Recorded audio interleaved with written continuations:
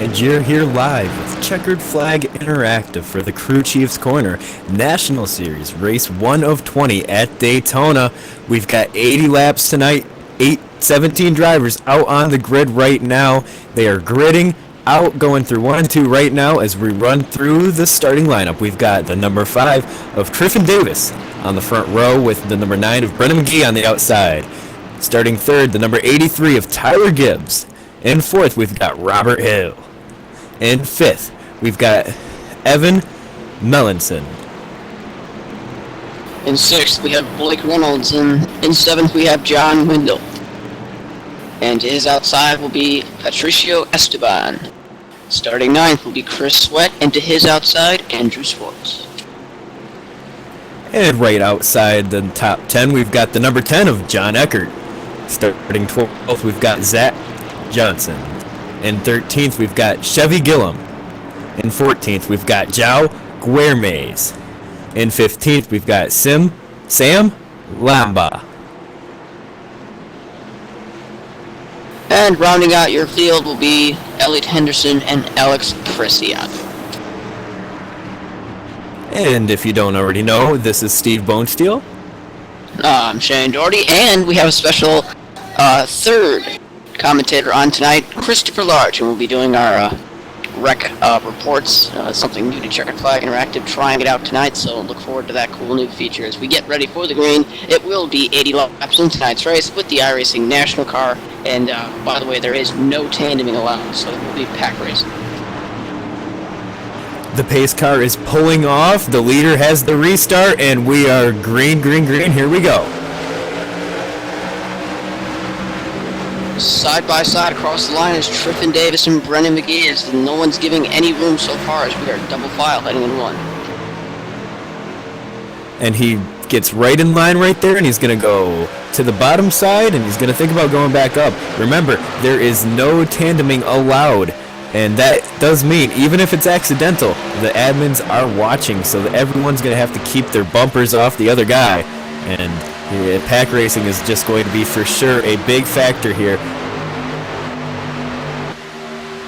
Yeah, these guys trying to form that second lane so far, not working out the best, but seems like so far the most preferred lane seems to be that bottom. And that's how it always is here, especially in these national cars. The draft wake is so small off the back, but the closing rate is massive in these cars, so you can make up a lot of time just catching the draft. And the wind here, just with about it's coming between 5 to 9 miles an hour, is a big factor as well. It's coming out of the north, so there's going to be a crosswind effect, and caution's out.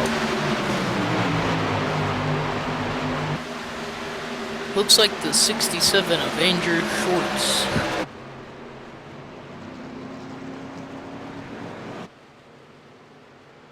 I'm looking at the replay right now. Looks like the 20 car of Robert Hill got in the wall, and the 67 of Andrew Schwartz took it 3 wide, and the 20 came off the wall and just hooked him, and it looks like it destroyed the 67 and the 20 car.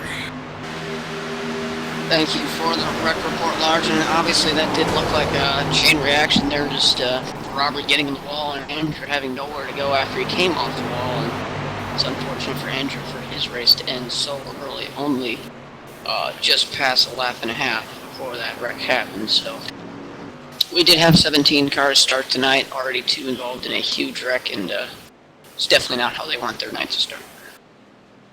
And we almost had another wreck here on the backstretch. Everyone was catching up to the pace car, and everyone had to scatter out and almost hit the guy in front of them. They're coming in at 160, 170, and the leader's just sitting there at about 60 and almost plowed into him. Everyone did make it through, and everyone's all right, getting lined up. We'll see who and how many cars dive down pit road as they come around this time. Pit road should be open.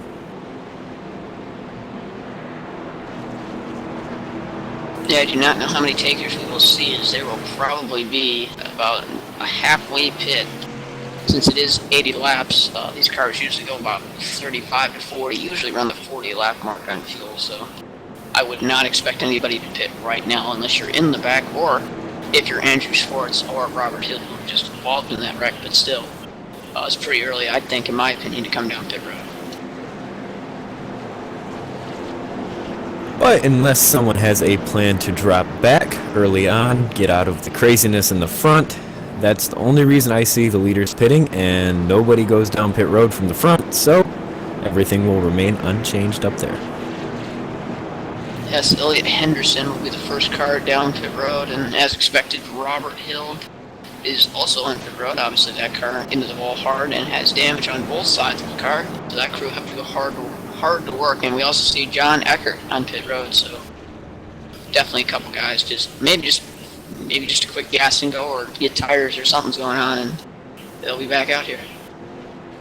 And it's definitely not how they wanted to start their season. Robert Hill and the number 67 of Andrew Schwartz.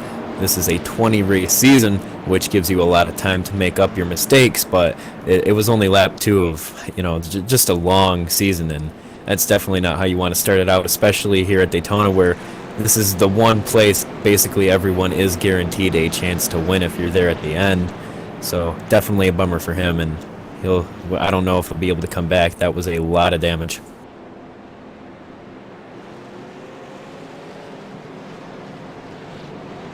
And we're going to head off. While we are pacing, we will take a commercial break. You are watching round 1 here, and we will be back.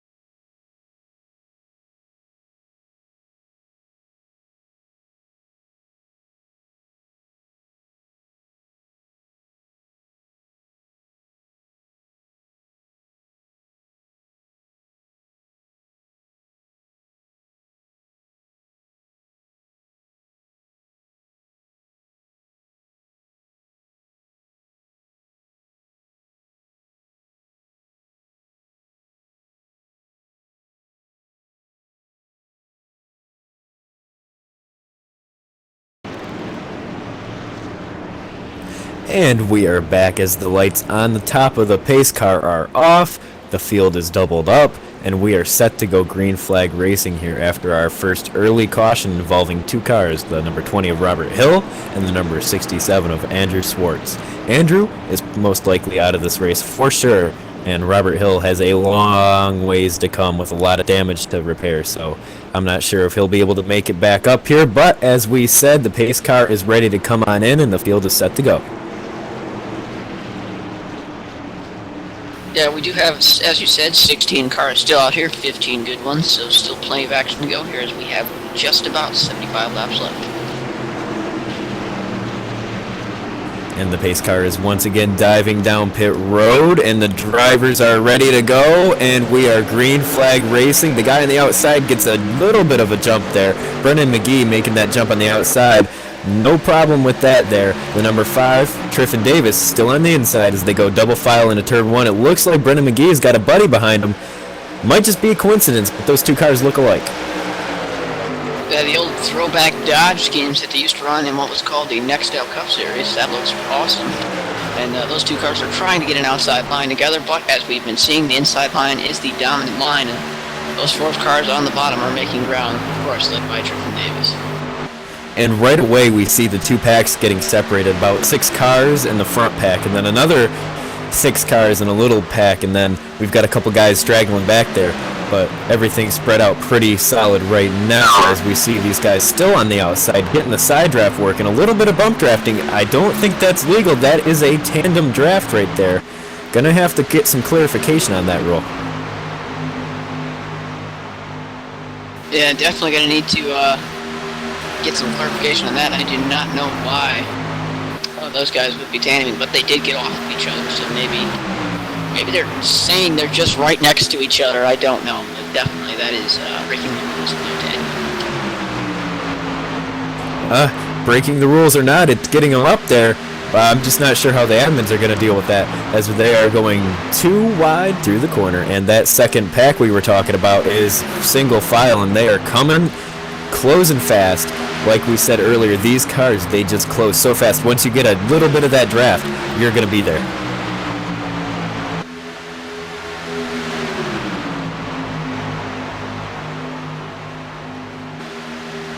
As it looks like Brendan McGee and... Excuse me, lost my place for a second there. Looks like Evan Melanson and Brendan McGee will grab the lead off of turn 2. They are still tandeming, and that is going to be something we're going to have to look into, because they have been pretty much hooked to each other this entire last lap, so... I don't know, because that was what was given to us at the beginning of this race, that no tandeming was allowed. And whether it's legal or not, again, it's going to become a problem for the number 19, because that car will overheat very quickly. Even if tape is down, these cars tend to overheat with small gaps on the front end. But I don't know. Everyone's getting single file right now, and actually it's kind of looking like it did last night in the Sprint Unlimited. Wherever the leader goes, the rest of the pack is going with him, and it's pretty much single file aside from a couple cars getting stuck on the bottom side. Yeah, they're working that Did Union line up there, and it looks like most of those cars are following them, and it looks like there's one car down there. I believe that's Tyler Gibbs is leading that bottom line gain, or at least was, as 3 cars jump up behind them, and it's just now going to be Tyler Gibbs and the number 16 of Patricio Esteban, as they're the only 2 cars on the bottom right now. Yeah, this definitely looks a lot like it did last night up here. We've got this pack of 5 cars in the lead, and it doesn't look like there's much anyone can do, and the 19 and the 9 are still pushing occasionally. So again, we're going to have to find out about that rule.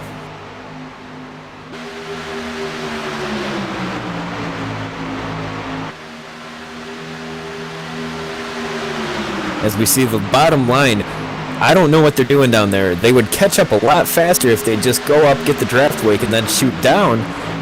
But they are making a little bit of ground up there, the number 30 and the number 66. But again, those 2 cars are tandeming too, so I don't know. Maybe the tandem rule got thrown out. Yeah, that's Chris Sweat getting pushed by Blake Reynolds, and they are coming in a hurry on that bottom. And like you said, they continue to tandem, and that's going to be especially key on super speedways, and especially with this car tonight. The national car is usually not a car that is put on a super speedway, so it tends to heat up a lot faster. Then the thing is, we see Alex Preciado almost lose it, and he hits the wall hard. Nobody else is getting caught up in it, and the caution has not been thrown yet. And it should be a caution. That was a hard hit. I don't think they're going to throw the caution because he did not lose control of his car. I believe that motor has expired on the number 69 of Alex Preciado, and that is definitely a tough break for him. Yeah, a couple cars did actually get caught up in that. The number 77 of Zach Johnson, he got caught up in that, and the caution has finally been thrown by the admin. Yeah, probably the right call, as we got most of the field got affected there, as we almost see Chris Sweat lose it on the apron again. Just slowing down for caution there, but I think that was a good call because we lost pretty much half the field, had to check up for that, and got some cars back here with damage after that, and all the chaos that pursued after Alex hit the wall, and definitely a caution was a good move in that standpoint. Yeah, that's for sure. Once everyone gets caught up here, we will be heading off to a commercial break, and under that commercial break, I will go and get clarification on the tandem rule so we are not up here guessing. So with that said, this is Checkered Flag Interactive. Don't go anywhere. We'll be right back when it's time to go green again.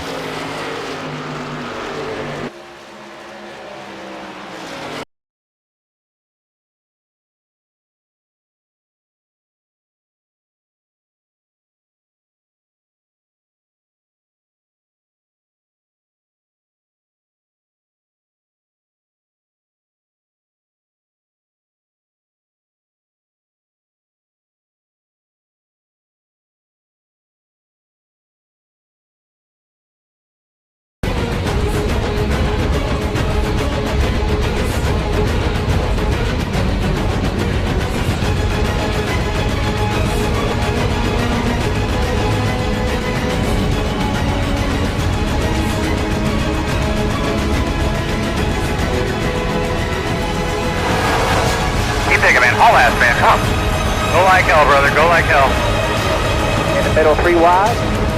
In and out, in and out. Woo! Good job! Oh, toss it in the wall, do some burnout. That is one good looking race car, boys.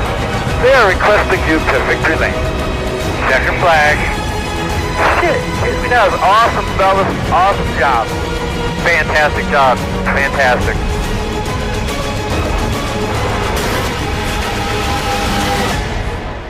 That is fucking nice. Nice. Yeah, 10-4, really good job, everybody. Great work today. Way to stay after that thing, man.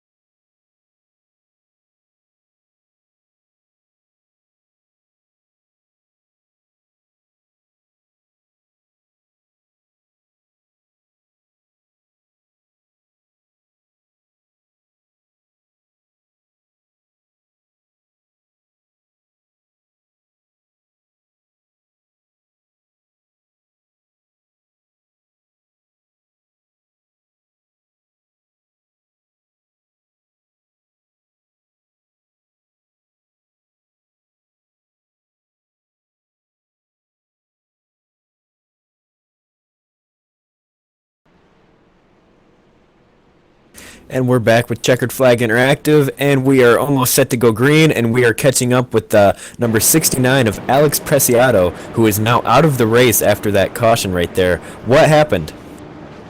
Well, you know, I was doing pretty good, and when I was entering the turn, I arced it too much and got loose. Tried to save it, but you know, I couldn't.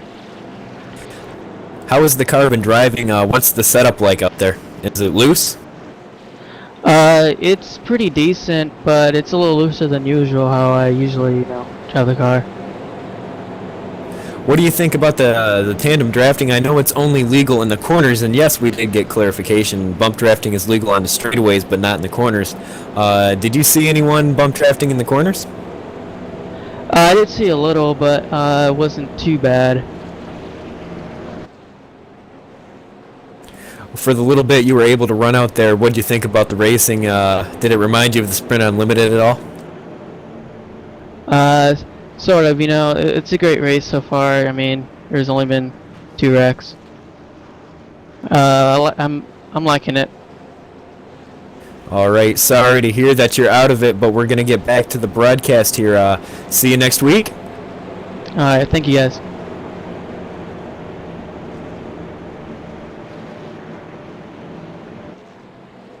And that was Alex Preciado, and obviously after that tough break, hard lick into the outside wall, he is officially done for night in the Interstate Batteries sponsored car, and it is a 20 race season though, so I mean it's not how we wanted to start it off, but still he's got plenty of time to make up any possible lost points at this point. Yep, that's for sure.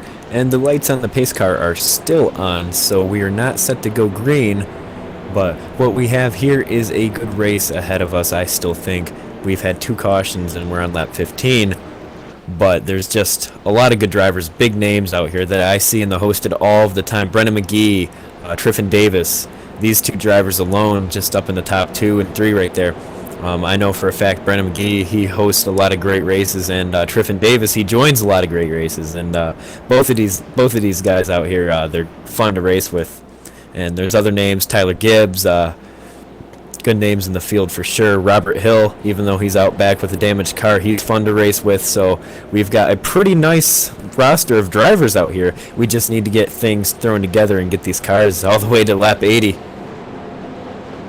Yeah, I believe this up-and-coming Wednesday, I believe Brennan McGee is doing a Gatorade duel. I did not know any information about that, but I believe he still has spots open. So if you happen to be watching, go ahead and visit the iRacing forums and go to the private league section. I believe his event will be posted there. That is always fun to race in his event. I had the privilege to race in a couple of his events and also had the privilege to win one of his events back in the summer, so that was definitely fun. Brennan puts on a great show with the leagues, and he does, and he also has some great prizes there. So you got something, you don't have anything to do next Wednesday night, definitely check that out. And if you don't feel like racing and you just want to tune in, feel free to tune in. I'm not quite sure what the link is for the broadcast, but I will be there. My beautiful voice, yes it is. It will be there broadcasting live.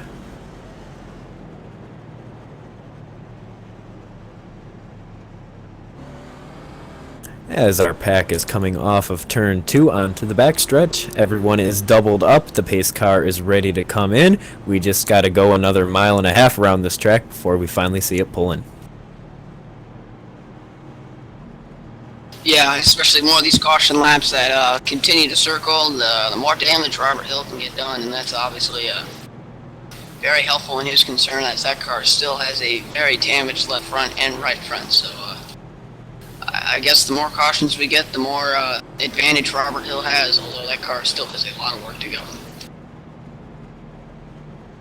And on the front row, we've got Brennan McGee and his buddy, the number 19, in an almost identical scheme aside from the back spoiler.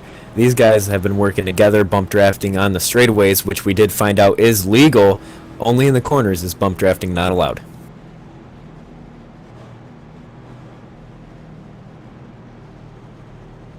And when we come green, we will be on board with the number 19 of Evan Melanson here on the outside. We'll see if he can get in front or behind the number 9. We'll see how that goes. The pace car is ready to pull off. There it goes, waiting for the leader. And we are green, green, green once again. Triffin Davis is all over the back bumper of Brennan McGee, and I believe they are counting the tri-oval as a straightaway, so these guys will be allowed to push there. And now we get into the corner, and it looks like they're trying to form that outside line, the 3 of them, and it looks like Blake Reynolds is trying to make some progress from the inside. But he's not going to go anywhere. There is not a single car in that front of the pack that is on the bottom line. His only choice will be to drift up, and it does not look like he'll be making that move, as we've got JP Winchell leading the rest of that pack there. And we have a 3-car breakaway up at the front, the number 9, the number 5, and the number 19. And everyone else is just trying to catch up right now. I think Blake Reynolds is signaling as he's on the inside. He's got a problem, and here he comes. The 66 Z-Line design Chevrolet is coming on the pit road. Not sure what happened to him, but whatever it is, it must be a pretty big problem if he's heading down pit road. The 2 leaders are pushing a little bit on the straightaways, and he's letting off in the corners. Number 19 is almost getting in the wall on that Dale Jr. line. But again, the draft wake is so big that I think he'll be able to catch up as long as the leaders don't push too much on the straightaway. Yeah, just seeing these guys up front, just kind of starting to pull the rest of the pack, and everyone's pretty much split up. We got a little 3-car brigade behind them. And then after that, it's just a bunch of clusters of 1 or 3 cars, and I think everyone's just kind of spreading it out and riding it out there on that Dale Jr. line. A common thing to see, though, in this national cars is these guys, fresh on a restart, their cars are cooled off, they'll push hard, and as we get closer and closer throughout the run to probably about pit stops, I give it about 10 laps, And as these cars heat up, they have to let off a lot more. We see them right now running 200 and even over 200 sometimes going into the corners. Give it about 4 or 5 laps, they won't be able to go quite as fast. And we'll see the rubber band effect really pull in, and we'll get at least a pack of about 8 cars, I predict at least.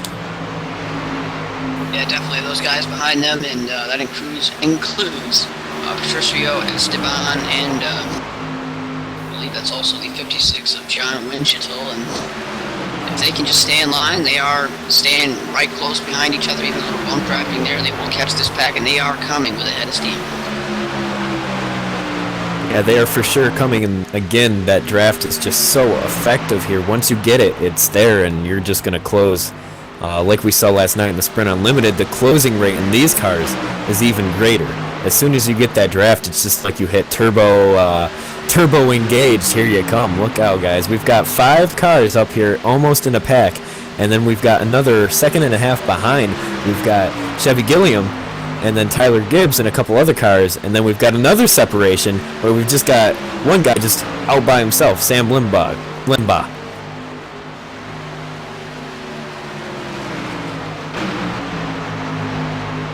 Just kind of questioning when Tryfon Davis is going to have to maybe get some air. As you can see, he's actually pulling up a little high there in the trial while trying to get that air to that number 5 car. I believe that's Kellogg sponsored as well. A little Terry Labonte Silver Edition throwback scheme, and sandwiched right between those 2 Dodges. So definitely he's just trying to get air, and that's allowing these guys, these 2 in the back for a 5-car battle. I'm not so sure if it's a 5-car battle or a 5-car train. That's what it was a lot. We've seen, the number 56 gets a little bit loose. These cars, especially on the high side, these cars are not necessarily made anymore to be run on the super speedways. The setups here don't quite match up like they would in a Gen 6 or a more powerful car or truck. But you will see them get loose quite often once that air, they lose the downforce, and just the back end wants to go right around. So you have to be very careful if you make any sudden moves, especially going into turn 1. 56 almost gets the wall again. Yeah, Steve Leader's going by the 66 of Blake Reynolds, and he has obviously put 1 lap down now. I don't know what he was doing, maybe getting a quick penalty turn, or possibly coming in for a quick pit stop, because he's now just gone a lap down, and he'll have to just hold on to this pack and just hope we get a caution here soon, and maybe get that lucky dog if it's available. And if you're just tuning in, this is the Crew Chief's Corner National Series, race 1 of 20 at Daytona. We've got 80 laps on the schedule here tonight. Lap 23, as we see the 16 catch the outside wall there. We've got a couple guys up front. We've got 5 cars up front, not just a couple. And then everyone else back from there on out is pretty spread out. We have been green flagged since lap 16, as we are ready to head off to a quick commercial break, and we'll come back as soon as that is over. And we hope that you're still here. Go get your popcorn, go take your bathroom break, because this one's going to be a good one.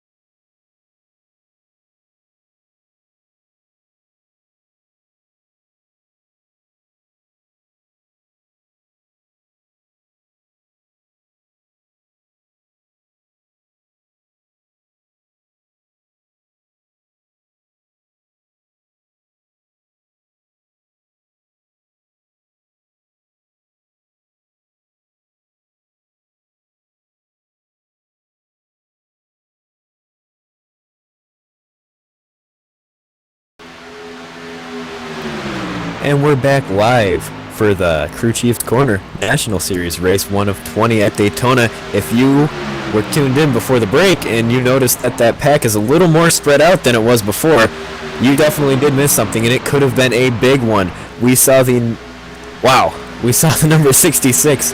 I'm looking at it again. He made a great save. The number 66, he got loose up there and almost lost it, taking out a few cars, but he was able to pull it off and actually save it.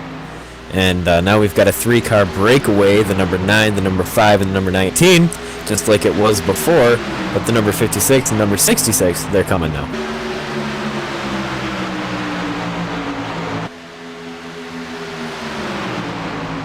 These guys continue to just ride it out at this point. These leaders have not pitted, remember, but we were under caution, so I would estimate or guesstimate that these cars are probably going to have to come in around lap 40 to lap 45, so we're still just under 20 laps to go before these guys will have to make that ultimately important and crucial green flag pit stop and get enough fuel to make it to the end. The top 5 has not changed that much. We've got Brennan McGee, Triffin Davis, Evan Melanson, John Winchell, and Patricio Esteban. That's the top 5. Patricio is not in that top 5 group pack of cars up there. He actually had to check up hard for the number 66 who got loose, so he lost the draft, and he'll be dropping back to the next pack, which is actually another 5 seconds behind him, and he's dropping back rapidly right now, so he'll be there soon. Yeah, we can see that pack reforming into a 5-car pack. Actually, only 4 cars on the lead lap. That is the number 66 of Blake Reynolds. He is a lap down at the back half of this little small lead pack as they continue to ride the Daytona line around this track and just logging laps at this point. Yep, everybody be at the train station right now because the train is coming through. We've got the 5 cars up there right up next to the wall, and I think these guys are just dead set on riding until we get later on in the race. I don't know about you, but I think about lap 65, 70, we'll start seeing some motion, and I think after that first pit stop we see under green, assuming we have it, I think this 5-car pack might get a little bit broken up because that's always what we see. We see usually a nice 15-car pack. They come in, and then they come out in about 5. So I'm not sure how it's going to break up here, but assuming everyone's on the same strategy, they'll be coming down together, which is always a possibility, but chances are they won't be communicating quite as well and they won't come down together. Yeah, I think it's a good chance that this entire pack will come down together, maybe minus Blake Reynolds, but I think definitely at this point you would want to come down at the same time, because eventually if you get caught without a partner, at least someone to draft with, that can definitely be crucial, so I guess it would only make sense for these 4 to come in with each other. And even if it's only for 1 lap, not having a partner, the difference can be detrimental to your race. You can go from running 45 6s and 5s to running close to a 47-second lap, and that second and a half is all of the difference once you can't catch the draft again and you're stuck by yourself for the next 20 laps. So definitely, if you go in with everybody, you better make sure you're on your toes and you don't screw up. Because even if you come down with them, it doesn't mean you'll be coming out with them. Yeah, and it's talking about that. It's most likely these guys will just take fuel only. Cars really not a big important part of the newly surfaced Daytona. It used to be back then, but obviously nice and smooth surface. iRacing has the more black-topped version of Daytona. Obviously that has faded in real life, so definitely the surface is not a problem for these guys, so it will probably be fuel only when they do come down. Looking up front, we see Brennan McGee having a little bit of a lag issue up there. Doesn't look like it's going to cause a problem, but we've seen a little bit of blinking in and out throughout this race. Nothing's really caused a problem though, which is always good to see because blinking is probably the worst thing on iRacing, and actually Brennan McGee is starting to blink a little bit more going through 3 and 4, so we'll have to watch that closely. Yeah, it's not good, especially when you've got 4 cars directly right on your back bumper, and that can definitely be very detrimental for Triffin Davis, as he continues to push him, so he must have full confidence in Brennan. And it's just amazing to see these drivers up there running right up next to the wall. Lap after lap, they're getting close to the wall, but they're not quite touching it.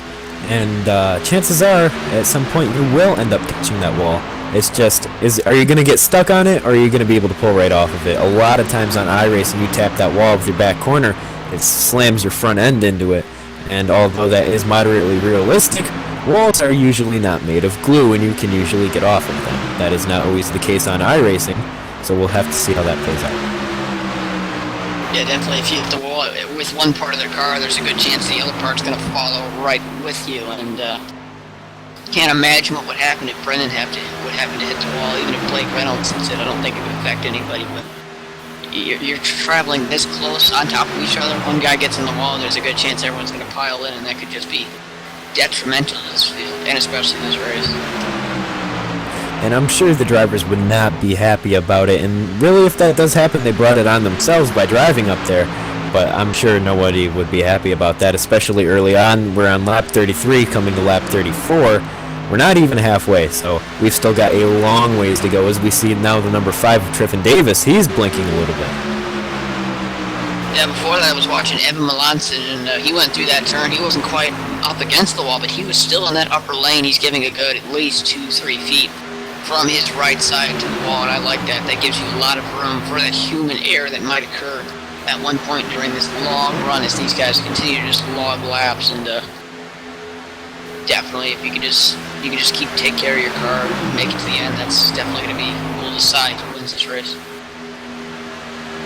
I don't know about how many of you guys at home have played NASCAR 2003 and NASCAR 2004, but my favorite line the crew chief would tell me, you take care of your car, it'll take care of you, and that is definitely the story on iRacing when you have no resets, no quick repairs, no quick tows, no nothing. It's you in the car, and if you wreck it, you're out. So everyone out here is watching what they do, watching their equipment, keeping it clean, because you have to be driving, and driving pretty fast at lap 80 if you want to win.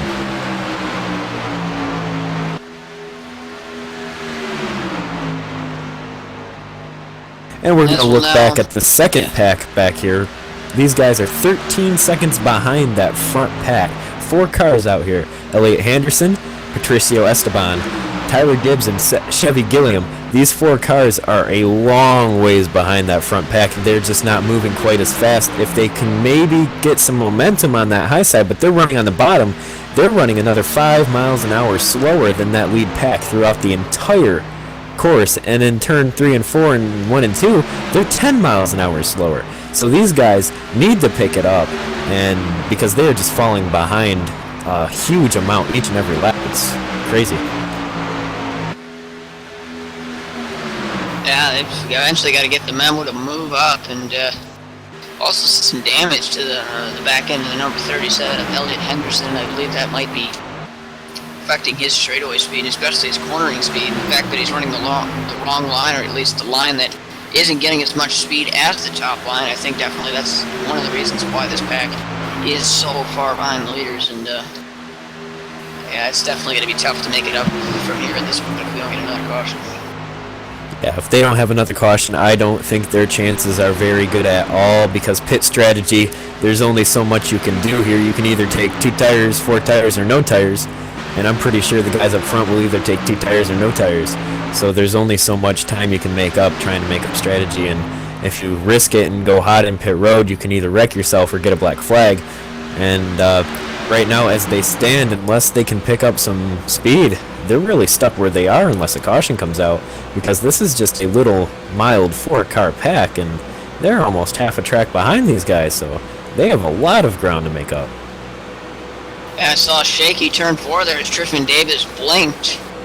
Little internet connection issues, and we saw Evan Melanson jump low as he maybe had to react a little bit there. It seemed possibly getting a little tricky there, but they all gathered it up, and this pack continues to ride on safely. But that's all it takes is just for a little internet blip or connectivity issue, and that can take out quite a lot of cars. And what a risky thing that can always be if you're in the number 19's position. If you break low, the way these cars are handling today, especially going from in the draft, from out of the draft, that extra bit of weight the air is basically putting down on your nose can be just enough to send you around. So if you have to make your evasive maneuver, you just got to be careful. You've got all 4 tires, all that rubber down on the track instead of going around, because you make your move, and instead of avoiding the wreck, you will be the wreck. So that's definitely a good thing he made it through that, and everyone was on their toes and nobody got involved in a wreck. And as we see the number 5 still blinking a little bit. Just the occasional blink. I've only seen 2 cars blink, and it's been the number 9 and the number 5, but everyone's been alright with it, I guess. Nobody's gotten involved in any incidents. I haven't seen any drivers going through each other, and that's definitely a bad thing to get in. If you go inside another driver, you just never know when the other car is going to become solid again, because I've seen it where you can drive straight through them for 10 laps, and then all of a sudden it just, bam, it's solid and both of you wreck. Getting ready to listen to that radio communication. Might be seeing some green flag pit stops here sooner or later, probably within the next 10 laps for most of these guys. There were some guys in the back of the field that did elect to come down pit road the first caution, and they might be able to make a little bit longer than these leaders, so definitely might have to watch that, and that might include guys like, I believe it was Robert Hill. Obviously, he is well down the paces. They're actually getting ready to get lapped. It's the number 20 of Robert Hill and the number 77 of Zach Johnson. So, if there's any 2 cars that want to caution, it would be those 2. And unfortunately for them, they are still driving really slow. Robert Hill's got quite a bit of damage, and I don't see any damage on the number 77. But even working with a damaged car is a little bit faster than driving by yourself out here. As, ooh, bad bump from the 77 as the pack is coming on the outside. Everybody watch out. I wouldn't be surprised to see the 77 ditch Robert Hill and get up on that pack, but I don't think he's going to have the speed to do it as they just fly on by. And he thought about it, but he can't do it. The train's gone. He missed it.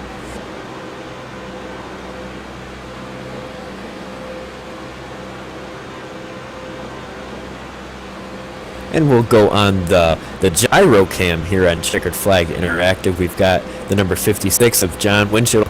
He's sitting in 4th right now, taking a look at the cars ahead of him through these high banked corners. A lot of banking in these corners, and it's a lot of fun, especially in these cars, because there's so much room to race. And you don't really notice it until you've walked the track, but these tracks are huge. On screen, they don't look that big, but if you actually walk these tracks, they're like huge.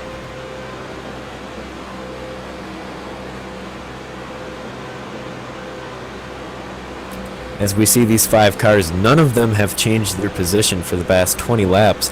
We've still got Brennan McGee out front. He has led a vast majority of this race, if almost all of it. And the number 5 of Triffin Davis has been pushing him for quite a while.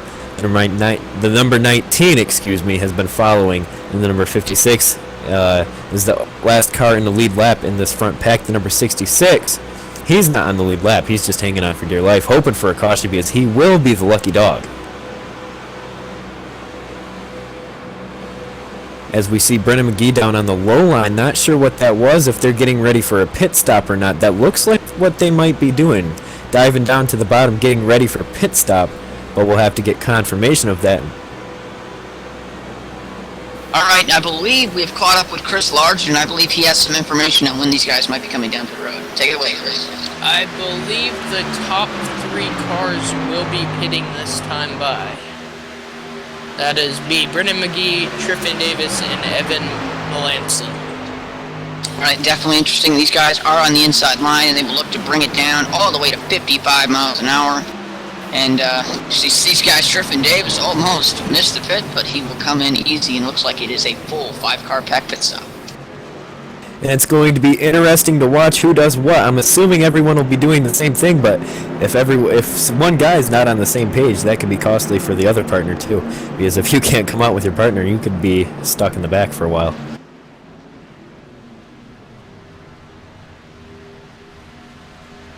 As the number 56, John Winchell, he missed his pit box. Wow, he missed it really bad. And that's going to be a very, very costly mistake by him. He will not be coming out anywhere close to this lead pack, as we actually see the lead lap or the lap down car coming out right in front of this field. He might run into problems because they'll be able to freight train him, so we'll see how that plays out. Well, at the same time, if you put Blake Reynolds way ahead of those guys, and as long as he can stay in front, he will actually be at the tail end of the lead lap when they do cycle back around, and that would mean instead of getting the lucky dog, he could just come back around if and when there'd be a caution. So I think definitely if you're Blake Reynolds, you want to stay out front. But like you said, you got 3 cars back there. Definitely even freight train bees, as it looks like they will on the outside. And the caution is out, and I think something happened between the number shoot, the number 36, I do believe.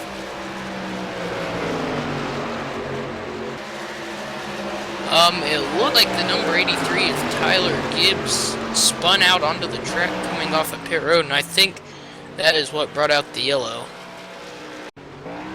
Oh yeah, sorry about that. I missed the number. Yeah, not sure what that was. It looks like he got on it really hard, and the car just kind of drifted right up in front of those guys. I hate to speculate, but that almost looked intentional. Well, it might. It might. It actually. Well, it's an opinion, really. But I mean, that car did come off of pit road and looked dead right, and he kind of stopped the spin. It was kind of a lazy spin coming off into that side straightaway, entering in one, and then he kind of halted the car for a second. Maybe intentional, maybe not. Might have been just shifting it back into first gear and got it going again. But I guess luckily for Tyler, at least he's got no damage. But he will be one lap down, so definitely a tough break. Yeah, really at any point for him. This makes things interesting because I do believe John Winchell will be the car getting the lucky dog because of where he was coming off of pit road. He is actually currently on the lead lap still. So actually the number 83 of Tyler Gibbs, he caused the caution, so I'm not sure if he'll get the lucky dog. We'll have to see. It'll either be him or Blake Reynolds in number 66. Yeah, also Patricio Esteban and Elliot Henderson did not come down pit road. They decided to elect to stay out maybe a lap later, or at least that was their scheduled lap later pit stop, and they are still our leaders, but they do have to pit, so when they do end up pitting, Brendan McGee will come around and be your leader once again, and he has been absolutely dominant in that number 9 Dodge sponsored Chevrolet, and getting it down to it now as we are now past halfway, just barely.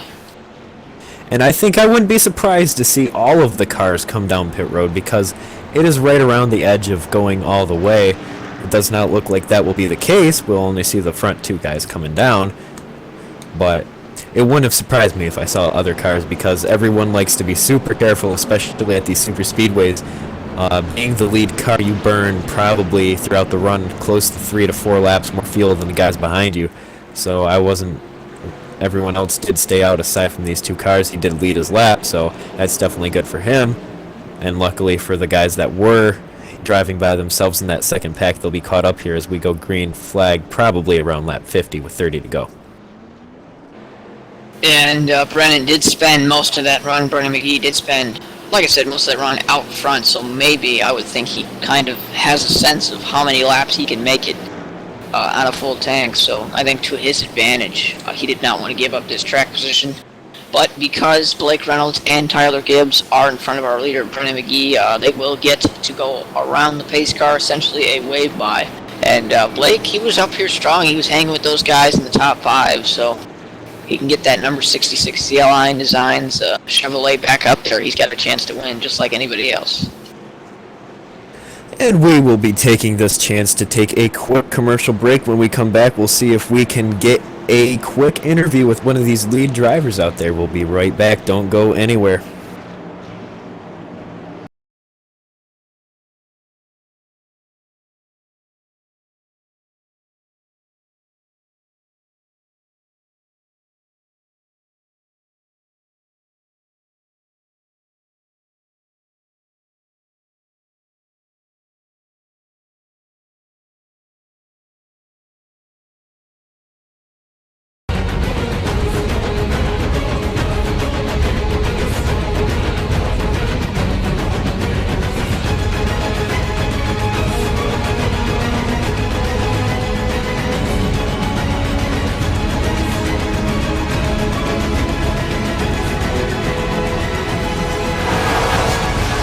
All ass, man, come.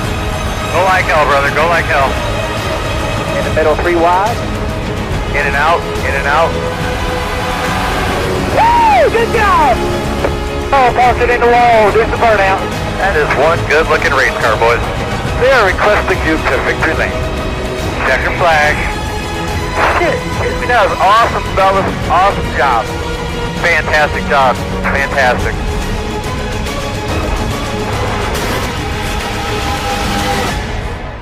That is fucking nice. Nice. Yeah, 10-4, really good job, everybody. Great work today. Way to stay after that thing, man.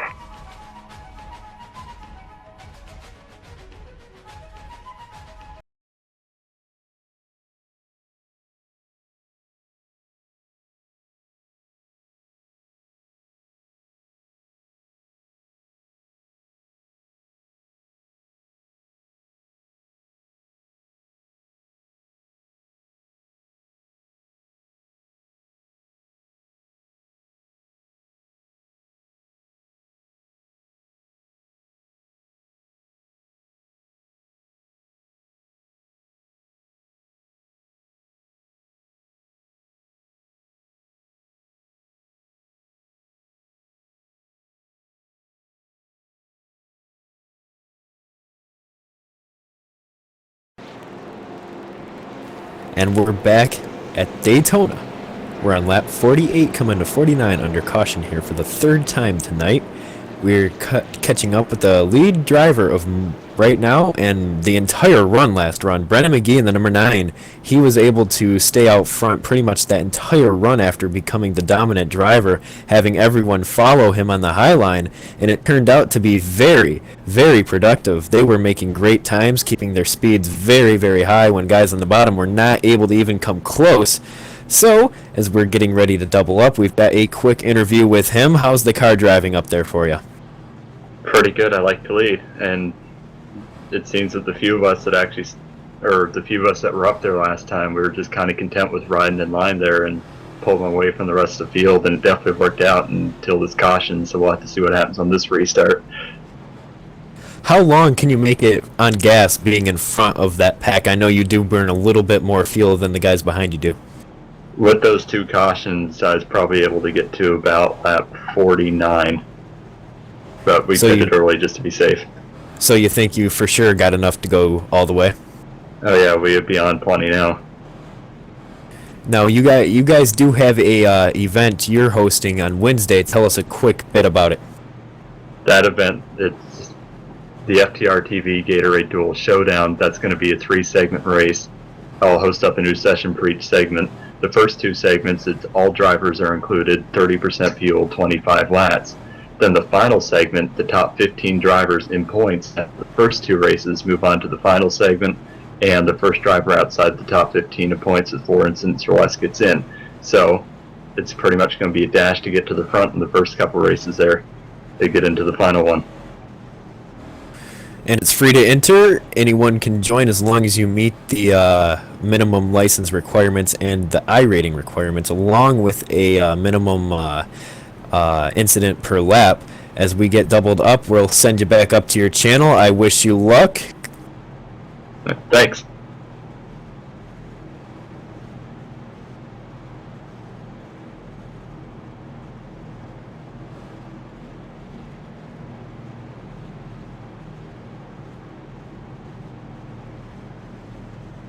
And as we get ready to take the green here, Brennan McGee is going to be on the inside line. Of course, he is your leader, and behind him will be the guy who's been pretty much behind him all race, the number 19, Evan Melanson, in the look-alike Dodge cars. And as the pace car gets ready to pull off, Brennan McGee will lead them down at 70 miles an hour.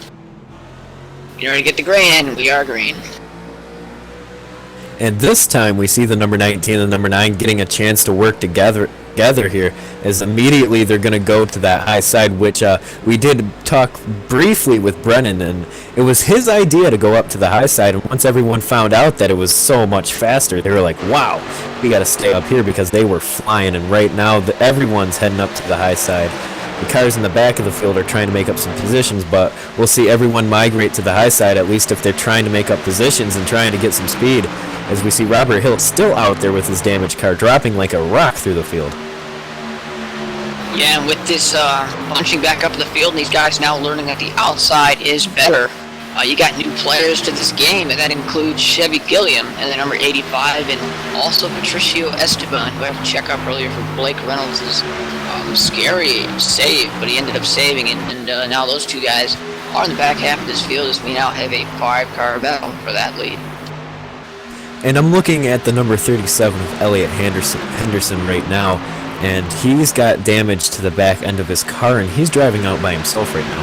He was pretty much a rolling roadblock, I hate to say it, last run, trying to get pushed by the guys behind him, and right now he's actually caught in the middle of the 2 packs. As we see that lead pack of 6 cars, he's getting freight trained right now back there, and that front pack is just tightened up on the high side and making headway as everyone else is trying to catch up. I don't know if they're going to be able to do it now.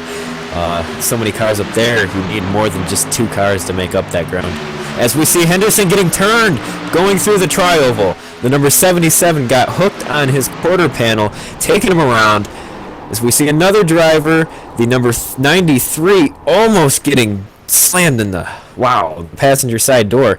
That was a close call for sure right there. But the number 37, his night is over. His engine is about to expire. The number 77 has some hard damage too, along with the number 10 of John Eckert. His car is pretty beat up as well. So 5 cars involved in that one right there. Yeah, lucky for Joe Guillermo is there in the number 93. It looks like he was able to just keep the car off the walls, and guess he'll come in there, get some 4 new Goodyears, and at least get another chance at this. But like you said, tough break there for Elliot Henderson. And looking back at what I had just said, I was just talking about how the number 37, Henderson his car was damaged and he couldn't keep the pace up. And when these drivers came up on him, I don't think they realized how slow he was going. And at that time, they tried to go around him, but it was too late. The 77 got hit in the rear and just sent all 3 of those cars around. Yeah, it actually looked very similar to the Sprint Unlimited wreck we saw last night, and that involved obviously a lot more cars than this, but still it looked very similar, where the closing rate kind of tricked some of the drivers, and someone tried to go low and happened to be someone there. In this case, Zach Johnson might have thought that he had more room to maybe go to the outside of Elliot Henderson, but closed so quick, and ended up unfortunately turning Elliot into the wall. And I guess that's just a product of drafting racing here at Daytona, as Elliot Henderson's pretty much done for the night. And we had seen the number 10 of John Eckert go around in that infield grass. He was not actually involved in that main incident. He was checking up. He was pushing Robert Hill, and when he was shifting through the gears, it just went right around on him.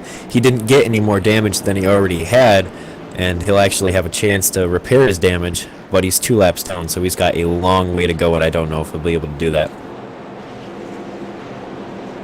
Yeah, it looked like also Joe Guillermo also was the guy, or at least one of the drivers, that did just came in late there trying to slow the car down. They just got loose and spun out, but lucky for those 2, they didn't hit anything, and they will come in and get those fresh 4 new Goodyears as explained before, and they will have yet another chance to go for it. But as we say not to Elliot Henderson, is that car pretty much getting ready to be pulled into the haulers. They are done for the night.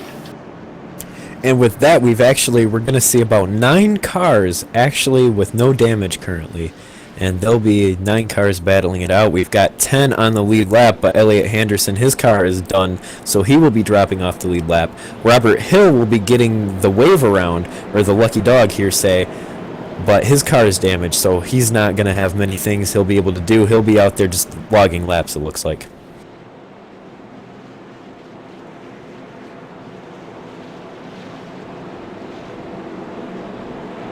And as we wait for the guys getting ready to get going green one more time here, we're on lap 54 of 80 at Daytona International. We'll be taking a quick break, come back, and we'll be bringing you some more green flag action.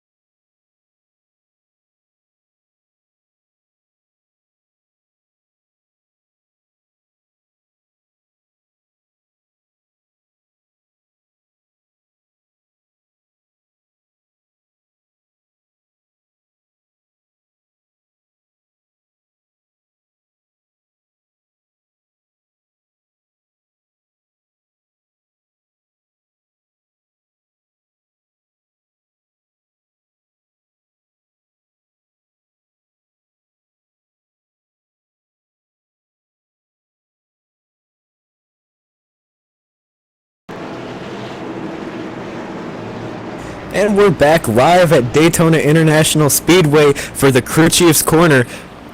Race 1 of 20, the ARCA 200 at Daytona. We've got Brendan McGee and Evan Melanson on the outside. These guys driving Dodge Chevys.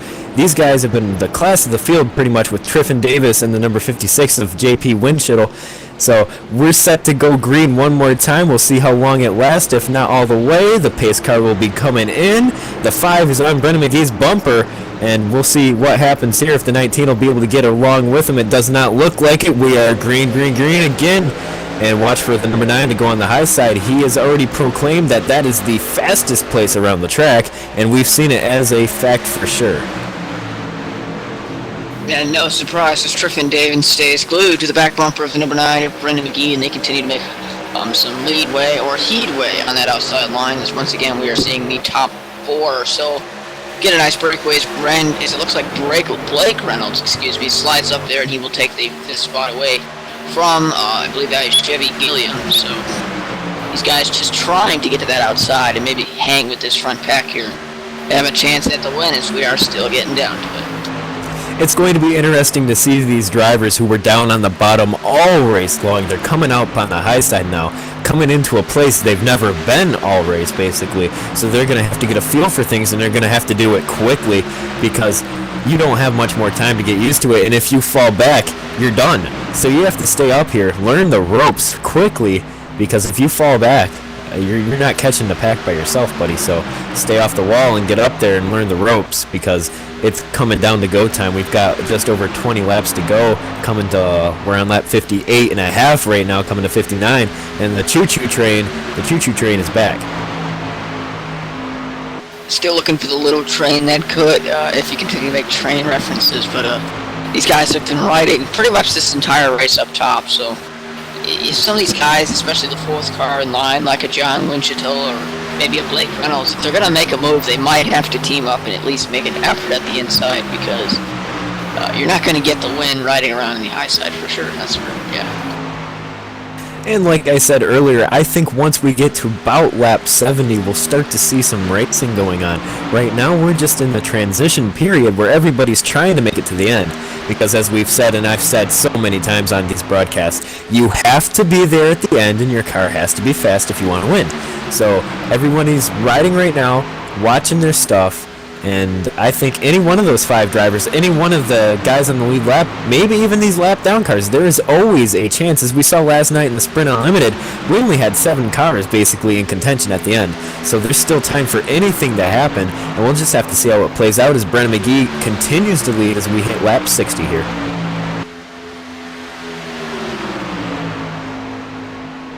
Yeah, it's just going to be key here, and like we've been saying before, one mistake by one of those guys up front, and that could mean detrimental to this entire 5-car field, as these guys are right on top of each other. So if, for example, Brendan McGee gets into the wall, that could probably be the entire field right there, as in terms of the lead pack. And at this point, just log laps, keep a couple feet from that right side of your car and the wall, and I think it'll get interesting here when we get down to, like you said, around lap 70. And really what you can see is clearly the magic marker is where that white line is on the corners. They're running right around it, and the further they drift up, the more uncomfortable they seem to be. So that seems to be the goal, is the 77 almost drifted up right in front of them, going around at about 150 down there. But these guys are hooked up on the high side with those left tires right around that white line.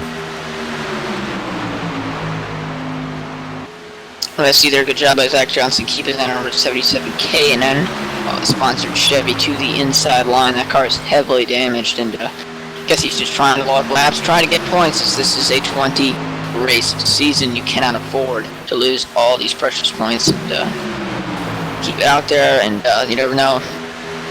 You might see some of these guys wreck late, you might not, but he's banking on a wreck for sure, as we continue now to work inside 20 laps to go. Yep, inside 20 laps to go. On each lap that clicks off is another chance that you lose at making a move. And once it comes down to about 10 to go, those chances are harder to come by because they know it's coming. They know that they need to be up there. So you're going to see people start to push hard. And remember here, in this series right now at the Super Speedway, you can push all you want down the backstretch. But once you get in the corners, you have to let off. So that means you've got about a mile and a quarter to push on this track, and that is more than enough to get the momentum, but that might not be enough to stay out there in the corners because that side draft can play a huge role. But as long as these guys stay on the high side and keep their cars wound up, it's going to be a massive challenge to get around them.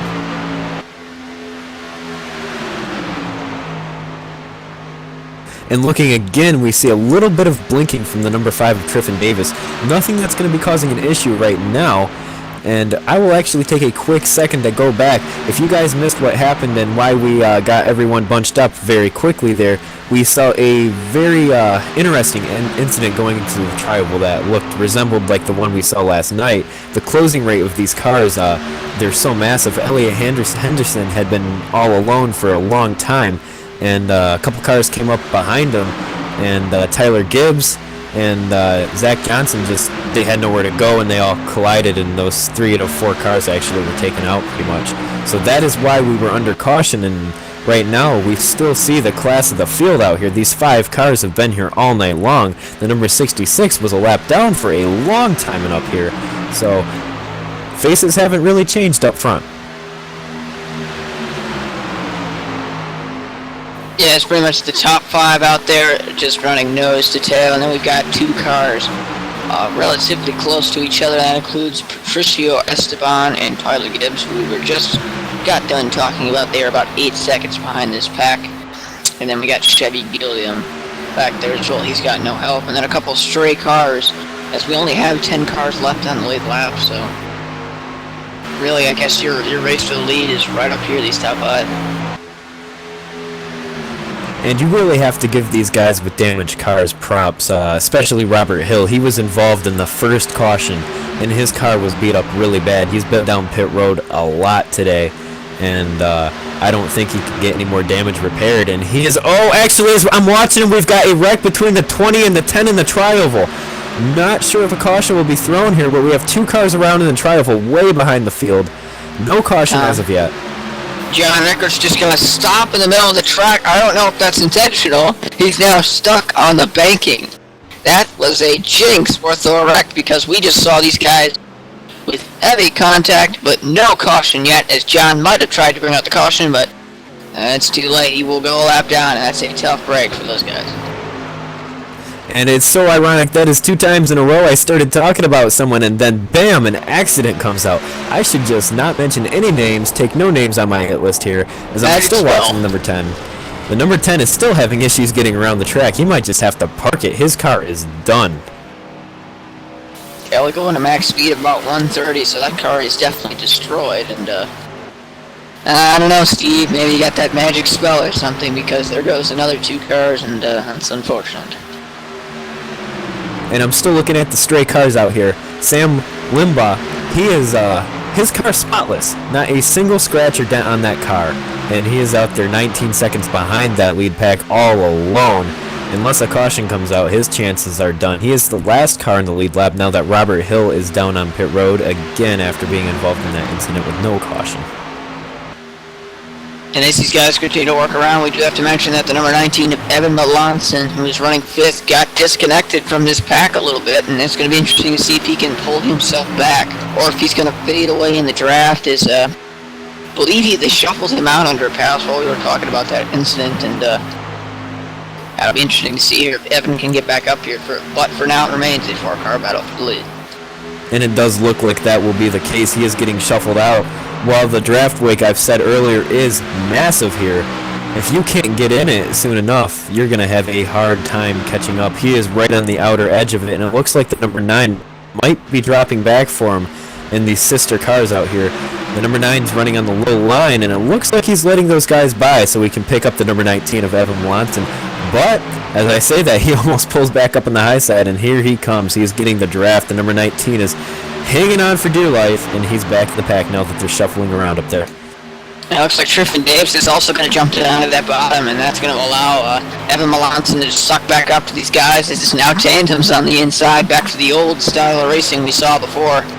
Some of the draft package changings that did come to NASCAR, and Evan's going to suck up pretty easily. And now, if I'm Brennan McGee, what do? I got to go get the lead again, which means he's going to have to make a pass, and we have not successfully seen anybody make a pass on that inside line yet today, and we're pretty much to lap 70, lap 69, so I think the action's just about to pick up. And like I said earlier, this is the time you're going to start seeing it. We just saw a new leader for the first time in a long time. J.P. Winchell, who's in the wall in the backstretch right there, losing a lot of ground. He's coming down on him. Almost causes a big wreck there.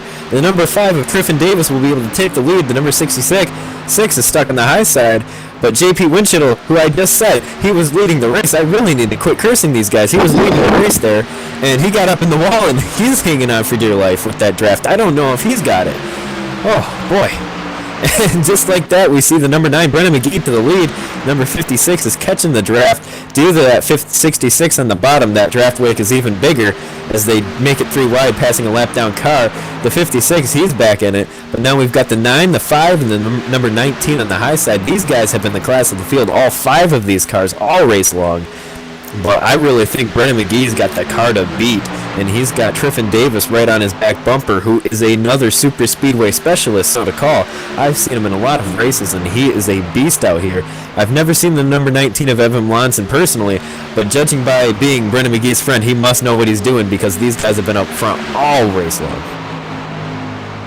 Yeah, I was just getting ready to say that was almost bad there by John Winchell, and luckily he was able to catch it back up. And as you can see there, going around the number 93 of Joe Guillermo, so definitely a tough break for Joe as he would go, I believe, 2 laps down now. So, but we are back to how it was before, and that is Brennan McGee leading, Triffin Davis second, Evan Melanson third, and now there is Blake Reynolds and John Winchell back there as well. So, for the most part, these guys just have to suck it back up and see if we'll have any chance for a battle of the lead. And this is about where, I don't know if we've mentioned yet, but when it hits 5 to go, bump drafting is legal all the way around this track. So if anyone gets separation here, if they can pull away right away, that could be it. But they have to be careful. These cars, again, they heat up so quickly, and if you start pushing too early, you'll have to make a switch, and a switch in these cars can be so hard because once you go down and dive down, you are like a parachute. Your car loses so much momentum unless you can get the, as we see the number 66 around. Blake Reynolds spinning to the inside line. He's coming back up the track to caution has been out. That's the 3rd incident. And tough break from Blake Reynolds there. That looks like a train reaction on the inside. I was just getting done talking about it. One guy makes a mistake, it could be the whole field, and this time was only one guy. And let me tell you, you see it on the broadcast and that Fox and ESPN does. They say it all the time, and I'm about to say it. This changes everything. I guess we'll go to Chris Largent for a wreck report. Yeah, I'm pulling up the replay. Yeah, it looks like they just started checking up on the high line, and 66 didn't get quite slow down time and ran into the back of the 19 and just spun out. Yeah, it's just a product of being on top of each other pretty much the entire race. Eventually someone's going to make a mistake or a human error, and it's going to cost at least one of the guys, and thankfully not two, as Blake Reynolds was able to spin it around. And actually, I believe, keep the 5th position. They were so far ahead of that second pack of some of those guys back there, and I think, luckily for Blake, he'll just probably, I don't think he'll have any flat spots. I could be wrong, but I think definitely for his case in point, he will have to possibly come down pit road or not, but it's definitely a good call. He didn't hit the wall or anything like that. Yeah, looking at his car, he's only got a little bit of a crumple on his front bumper, but looking at the number 19, I'm a little more concerned because if we could get a camera on him real quick and zoom in on his spoiler there, you can see that there is quite a bit of an arc to his spoiler, and we've seen Elliot Henderson, he had the same look of damage, and earlier he was just having a hard time catching up and keeping up with everyone. So that damage to the back of his car could be costly here. If someone tries to work with him, that'll just be another case of where the parachute's a problem here. as we see the number 66 diving down pit road to get his damage repaired and get some 4 new Goodyears. As I continue to talk, the number 19, I don't know if he's in a good place right now. That little bit of damage that most people see, it might just be the thing that cost him from being able to get out front. Yeah, we did say that before with Elliot Henderson when he was leading that pack. Then again, they were on the inside line, but when he was leading that pack, there was a good chance that he might have been slowing down that pack because of his spoiler damage. And at this point, if that continues, Evan Melanson might have to put that rear bumper in a place that he might not want to. And I guess at this point, he's just going to try and ride it out to the end. And for people just tuning in, this is the Crew Chief's Corner National Series at Daytona for the ARCA 200 at Daytona, sponsored by Elliot Henderson Graphics as well. We are on lap 74 under caution, and this is the last time we will be able to see a caution tonight. If caution comes out with 3 or 2 to go, the race is over, and whoever's the leader is the winner as well. So this is going to be interesting. We've got about 8 or 9 good cars actually still competitive out here, and I'm just really, I don't know what to say. I don't know who's going to be able to get this. Brennan McGee, we've seen him out front all night long. He's had a dominant car, but not alone. He's had Triffin Davis and Evan Melanson behind him. And don't count John Winchittle out. He's in that number 56. He's been up there all day long as well. And we might even see some new faces like the number 16 of Patricio Esteban and Blake Reynolds. We've seen him up there as well. He's getting damage repaired. I don't know if he'll be able to make it up there, but if he does, he might be someone to challenge for that win. Yeah, it definitely doesn't look like any severe damage is on it. Number 66 of Blake Reynolds might have a little bit of a kink in that front bumper from the contact with Evan Melanson, but like definitely, if you're Blake Reynolds, it's going to be, when the green flag drops, it's going to be go time. There is no looking back, as we said before. The next caution or the next flag, really, besides the white, ends this race. So, when the leaders get the green flag, it's going to be pedal to the metal. Yeah, my theory is when I'm in the open races on iRacing, I always tell the guys, I don't care what you do on lap 80 as long as the white flag is out and whatever happens doesn't involve me getting wrecked. I hate being in a race that finishes under caution no matter where I am, especially even if I'm the winner. I hate winning like that. So I'm not sure about Brennan McGee. I think he'll take the win either way, but it's always a bummer for the fans at home to see a caution race or a caution at the end that ends the race. So we'll see how it plays out. And I think these guys, they've been racing with their heads all night long. I think they'll do everything they can to make it to the end, as we're going to see some new faces again. The number 99, Sam Limbaugh, excuse me speaking tonight, holy cow. He is up there, and like I said earlier, his car has no damage, not one little bit, and he's got the number 66 behind him, so this could be interesting.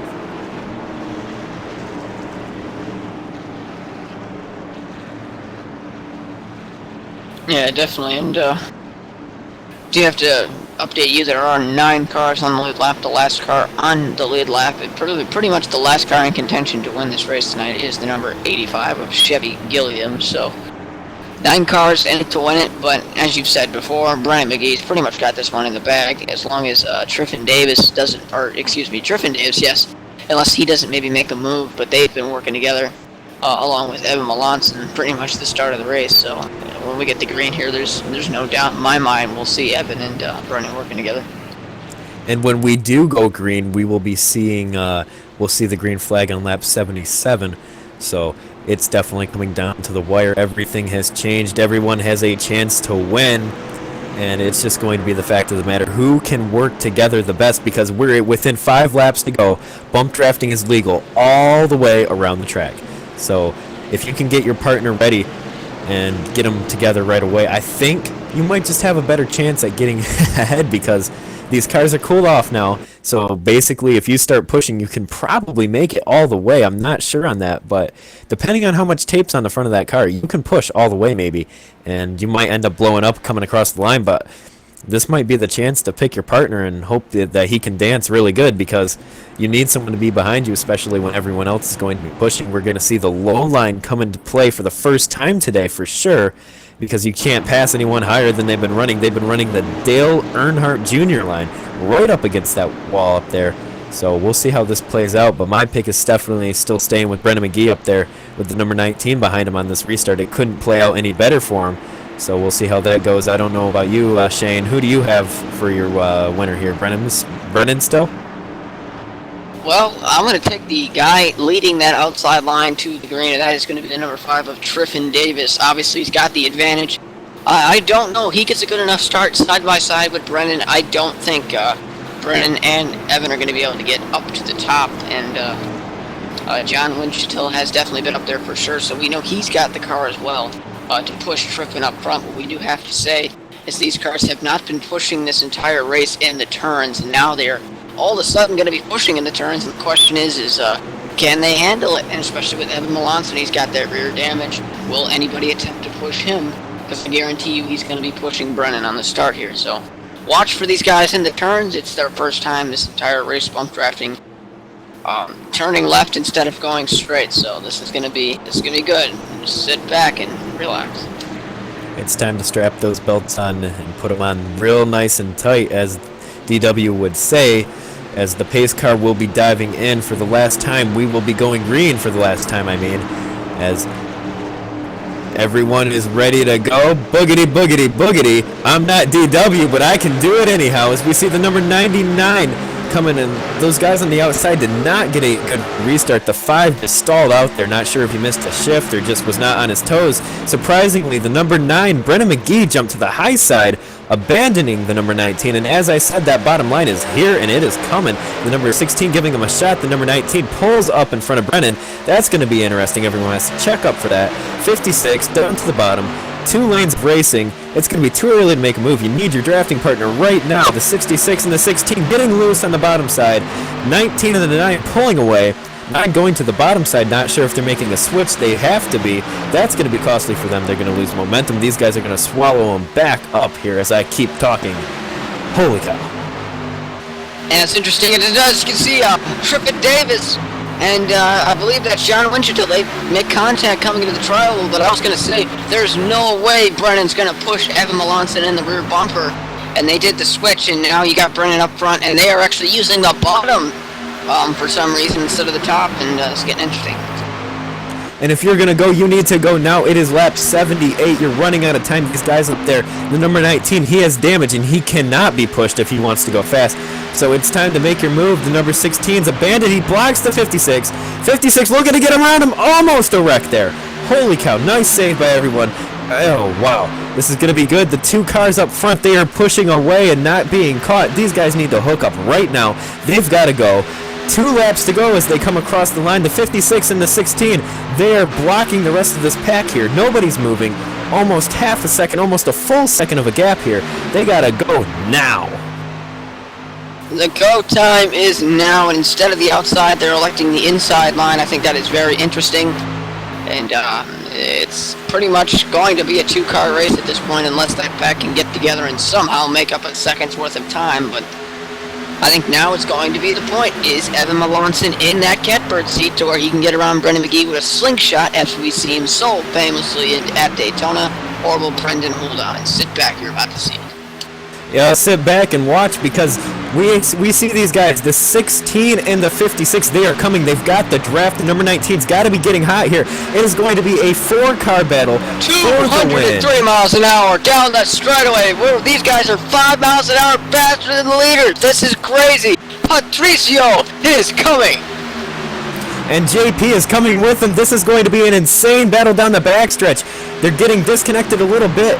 But are they going to be able to catch him here? Coming through turns 3 and 4, they're almost there. The 56 has got to be getting hot. What is he doing? What is he doing? What in the world? To the inside. They get disconnected. That is not going to get them the win. I'm not sure what kind of idea that was, but it is not going to work. It's going to be a 2-car battle for the win. Brennan McGee leading him, coming out of turn 4. 19 looking high. There he comes. Not going to make the move, is he? He's going to get upside, get the side draft. It's going to be a photo finish. The number 9 gets it. Brennan McGee's going to take it. Huge wreck at the line. Patricio goes around. That's going to conclude this race in an absolutely fantastic finish. It's going to be Brennan McGee. What a race that was, and what a finish. I don't know what happened to the 16 and the 56. I'm not sure why they got disconnected. That was what cost them the race. They would have had it for sure. Oh, after the race, Triffin Davis took the 19 out hard, taking out the 56 going through turns 1 and 2. Not sure what that was. Holy cow. But again, Brennan McGee is your winner over Evan Melanson. In third, John Winchittle. In fourth, Patricio Esteban. And in fifth, Blake Reynolds.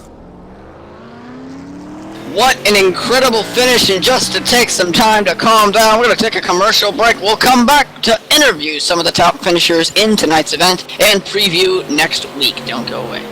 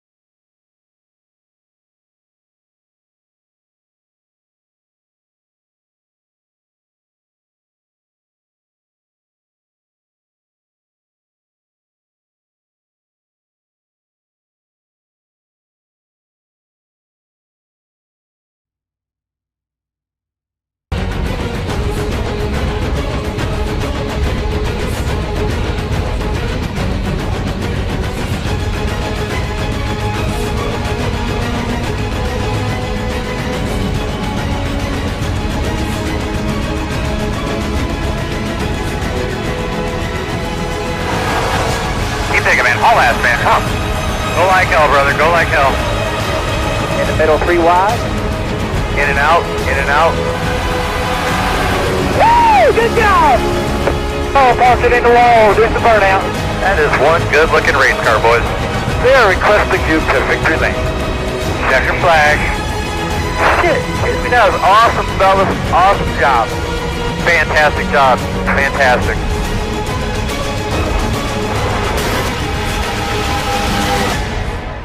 That is fucking nice.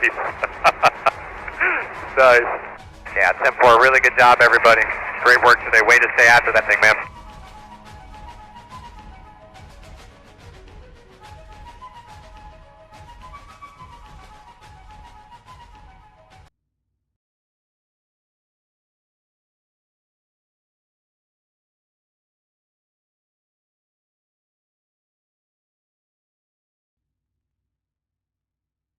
Back here live at Daytona, and we've just seen one of the craziest finishes, at least I've ever seen at Daytona. We've caught up with your second place finisher, Evan Melanson, and obviously, Evan, you just came up short of edging Brennan McGee across the line. Take us through those final laps.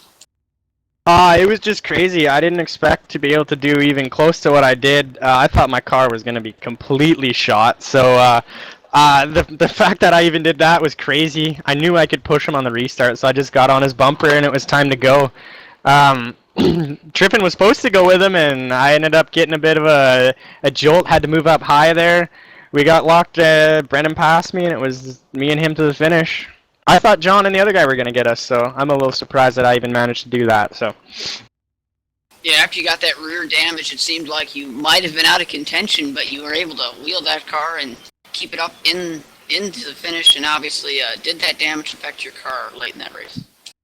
Yeah, I was normally the third guy in line there in our little tango thing we had going on, and it kept the car nice and cool all race. So at the end, I was just able to get behind him and go. And unfortunately, I came up a little bit short, but I can't complain. It was a good race for all three of us, and I think we represented well. Obviously, you guys rode the top line for most of the part, or as we like to say, the dead Union line. What did you think of running up top compared to the bottom? We were able to keep it, keep the engines up, keep everything wound up nice and quick. So, yeah, it was nice. The cars, I found the setup just a little bit loose. The toe was a bit weird, so it was nice to just keep it up on the high line. The car felt a lot more stable. Didn't really feel, loose at all. So, it was just nice to keep it up there. We could keep it wound up and keep the pedal to the metal. All right, and great race tonight. What or who makes it happen for the number 19?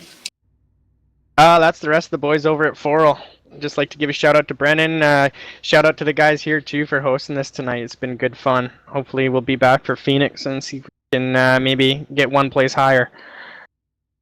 Yeah, and obviously that one place higher would be the lead or the finish as in the leader. And great job tonight, Evan, and we wish you luck next week. Yeah, thanks a lot, man. Have a good night. And I will be bringing in the third place finisher, John Winchittle.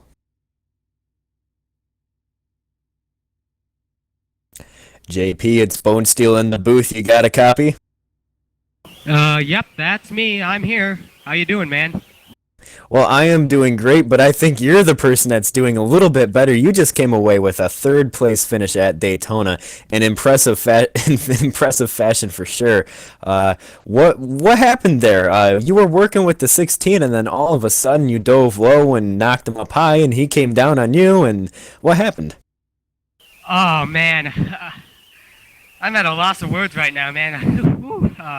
Basically, what happened? The 16, I was just running with them all the way. I wasn't entirely sure if we were going to be able to get up high. I really wanted to at least finish in the top 3. It was probably a little bit of greed on my part, I will have to admit. That's probably not something I really should be all that proud of, But, yeah, I just thought that at that heat of the moment, I just thought that'd be the best route of action to take. Now, I personally thought if you would have stayed behind him, you would have had a chance to get there. Did you ever think about staying behind him? Like, was it just like a split-second decision you chose, or like, did you just go with it? Yeah, that's the thing. In racing, at anywhere, the finishes they all hinge on split-second decisions. So, yeah, that was a pretty spur-of-the-moment thing that I did there. Probably could have had a better course of action, but, there's only so much you can do in less than a second. Well, either way, you came away with third, and that's going to be a great points night for you for sure. And who makes it happen for you? Who do you have to thank? Oh my, where do I begin with who I have to thank?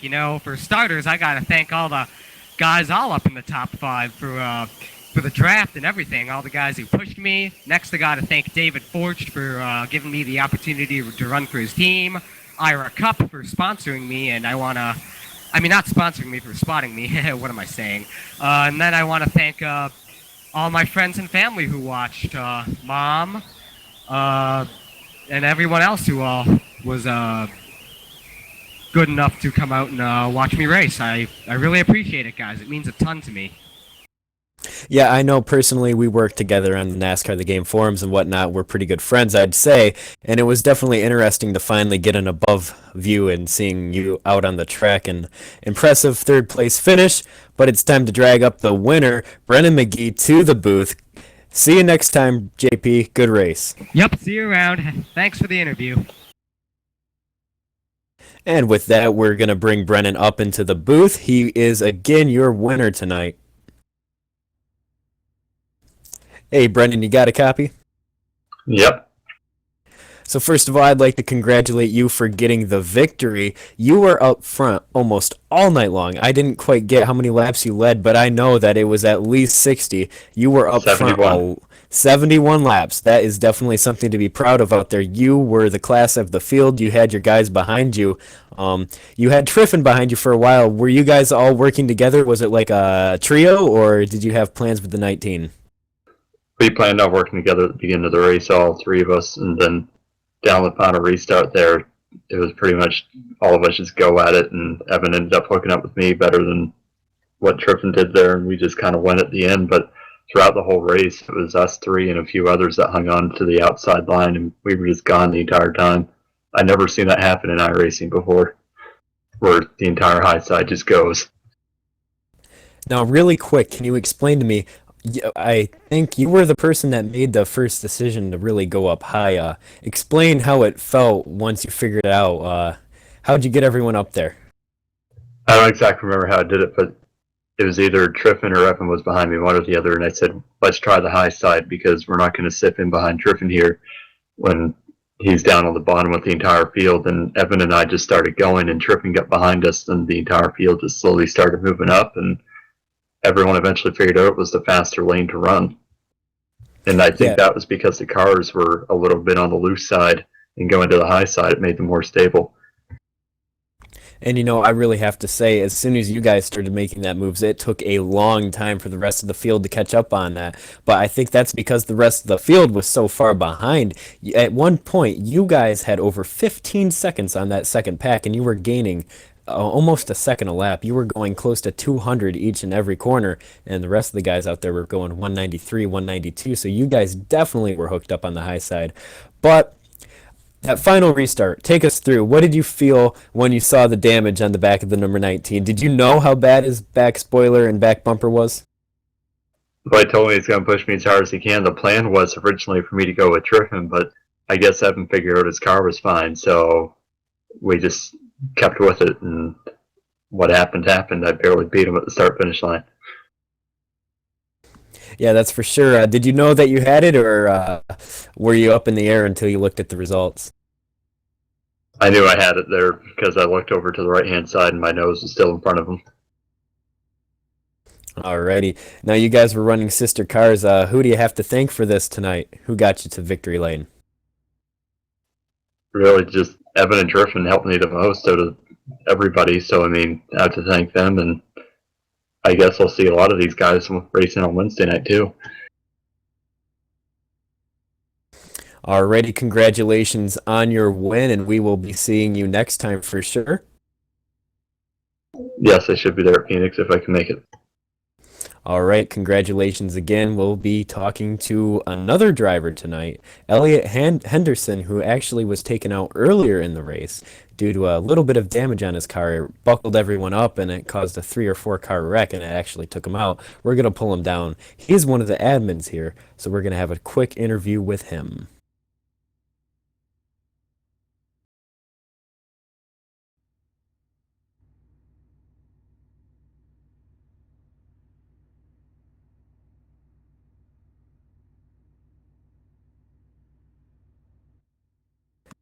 Hey, Elliot, you got a copy? Yeah, I got you. It's going to be Bone Steel and Shane up in the booth talking to you. Alright, I can deal with that. I don't know. We're pretty feisty up here. So, you were involved in a wreck pretty much right after halfway. What really led to that? Was it the damage on the back of your car? Did it keep you slowed down too much, or what happened there? I think what really happened was, as soon as you lose the draft, you lose all that speed. And Zach, and I think it was Tyler behind him, just came up. And me and Zach were pretty much going to work the whole race, me and teammates. But I think Tyler just gave him an extra shove, and Zach got shoved low, and then he turned up into me, and then turned me into the wall. There was nothing I could really do. I let off the gas, tried to go low, and didn't really do anything. All right, Elliot, and obviously this was round 1 tonight. What did you think of the race tonight? You think it was expected, or at least what you expected, or because I know the finish was amazing. There was a few things that we definitely messed up on. The yellow flags being called. I know you guys were probably sitting in the booth like, where's the yellow? So that's something that me and Zach are going to have to work on. Just our administration skills. But I think all in all, the race went well, and it turned out exactly how I wanted. The Highline was actually really cool to watch, and after I got taken out, watching the broadcast was pretty cool. But I'm happy with how it turned out. I wish we would have had more drivers at the end, but it was a good race overall, and I'm glad you guys enjoyed it. Yeah, this is a 20-race season, and for the average iRacer watching this broadcast, maybe thinking about getting involved, what are some ways they can get involved, and just different things about the league you want to put out there for other people watching? Well, we have an iRacing tab. That's pretty much our main go-to. I think it's CCC iRacing National Series. We also have a Facebook group, which is the same name, and you can find me on the forum. And if you find me on the forum, just send me a message, tell me that you want to be invited. It's open to anybody from rookie to DWC. Anybody that wants to join. 20 races, Sundays at 8, I think. Practice always starts at 6:55, qualifying at 7:55, and we're really just doing this to have a lot of fun, enjoy ourselves. The national car doesn't get a lot of use in leagues, so it's always fun to do that and have like a nationwide type series like 2009 was with their intermediate tracks and everything. And we're trying to get ourselves out there, maybe get more broadcasts going with you guys. I appreciate it, and see how the series goes. All right. Being up above and what's it like to be in a race and actually end up out of the race? How does it feel to actually have to watch what's going on from above instead of being on the track? Oh, it sucks. I mean, I felt like I had a car capable of running up towards the front, but every time the restart came out, those guys they hooked it up. We ran 5th most of the night with Tyler Gibbs was definitely our number one guy. I definitely wanted him behind me the whole race because with him pushing me, that seemed like the way to go. And we had to pass a lap car somewhere in there. 16 got in between us, and that screwed us up. And then the next caution came out, and I lost a draft immediately, then got turned. So I think it's just disappointing, But in all, it was a good race, and I'm happy that I got to see both sides of it, Definitely, and anyone you want to thank tonight, Elliot, who puts anything on for your car individually or the league in general? Definitely have to say thank you to Bobby Bailey, Robert Hill, part of Crew Chief's Corner. You can watch us. We have a little bit of a series going on YouTube. It's every Wednesday or Thursday. We usually change the dates somewhere along the line. But definitely check that out. It's just racing news, NASCAR news, and with the new season starting, it should be entertaining to watch. It's crewchiefscorner.com. And then Elliot Henderson Graphics, which is what I sponsor all my cars with. That's my company that designs race cars and other types of graphic design work. So check that out, ElliotHendersonGraphics.com, Facebook.com/ElliotHendersonGraphics. Yeah, and definitely Elliot is one of the I think in my opinion one of the greatest painters here on iRacing. Definitely check him out. He is worth a look, and wish you luck, Elliot, here with your league. Checkered Flag Interactive is proud to cover it, and enjoy the rest of your week.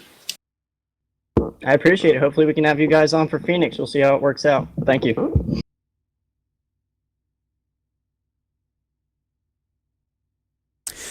Alrighty, you just experienced 80 laps at Daytona in the national cars for race 1 of 20 for the Crew Chiefs Corner National Series. It was a great race overall. We saw the Highline become the dominant place to be, and we saw some of the most impressive driving from Brennan McGee, that we've seen in a while on a broadcast, and it definitely turned out good for him. He was able to walk away with the win with his teammate Evan Melanson behind him. So overall, it was a great race for sure. And we're going to have Shane, you're going to run over the next broadcast for us, ITSR.